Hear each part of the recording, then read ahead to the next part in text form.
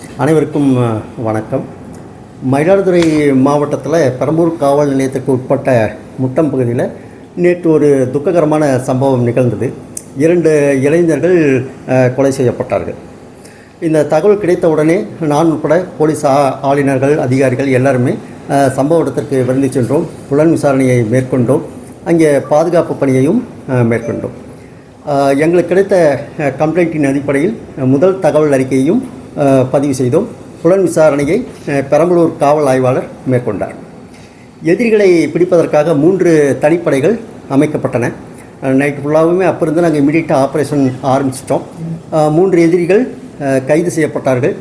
இப்பொழுது நீதிமன்ற காவலுக்கும் உட்படுத்தப்பட்டுள்ளார்கள். 28/2/25 வரைக்கும் நீதிமன்ற காவலுக்கும் உட்படுத்தப்பட்டுள்ளார்கள் 3 எதிரிகளுமே.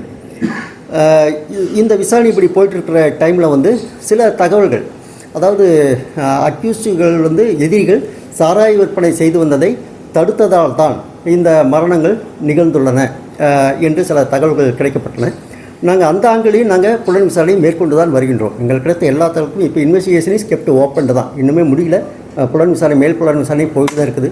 எங்களுக்கு என்ன தகவல்கள் வருதோ எல்லாத்தையுமே நாங்கள் கூர்ந்து ஆய்வு செய்து புலன் விசாரணை மேற்கொண்டு தான் வருகின்றோம். சப்போஸ் இதே வழக்கில் இன்னுமே பல எதிரிகள் சம்மந்தப்பட்டிருக்கார்கள் அப்படின்னு தெரிய வந்துச்சுனாக்கா அவங்க மேலேயும் கட்டாயமாக நாங்கள் நடவடிக்கை எடுப்போம்.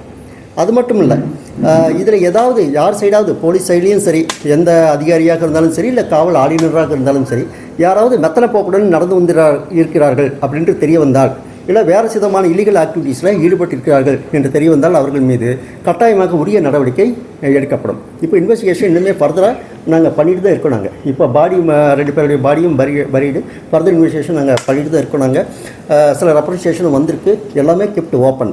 நாங்கள் முறையான நடவடிக்கை, சட்டத்திட்டங்களுக்கு உட்பட்டு கட்டாயமாக நியாயமான நடவடிக்கை எடுக்கப்படும். அந்த லீகல் கன்க்ளூஷன், லாஜிக்கல் கன்க்ளூஷன் அப்படின்னு சொல்லுவாங்க. எந்த எதிரியுமே தப்பிவிட முடியாது. கண்டிப்பாக அவர்களுக்கு தண்டனை பெற்றுத் தருவதற்குண்டான அனைத்து நடைமுறைகளும் சட்டத்திட்டங்களுக்கு உட்பட்டு நாங்கள் மேற்கொள்வோம். கொடுக்க தெரியல, எங்களுக்கு கிடைச்ச இதை வச்சுக்கிட்டு நாங்கள் எஃப்ஐஆர் ரிஜிஸ்டர் பண்ணிட்டு நாங்கள் எடுத்துகிட்ருக்கோம். சில முன்விரோதம் இருந்தது, அந்த மாதிரியான சில தகவல் கிடைச்சதில் நாங்கள் நடவடிக்கை எடுத்துகிட்ருக்கோம். இப்போ இந்த மாதிரி இப்போ ஏற்கனவே நான் சொன்னேன் இல்லையா, பேட்டியில் நான் சொல்லிட்டேன்.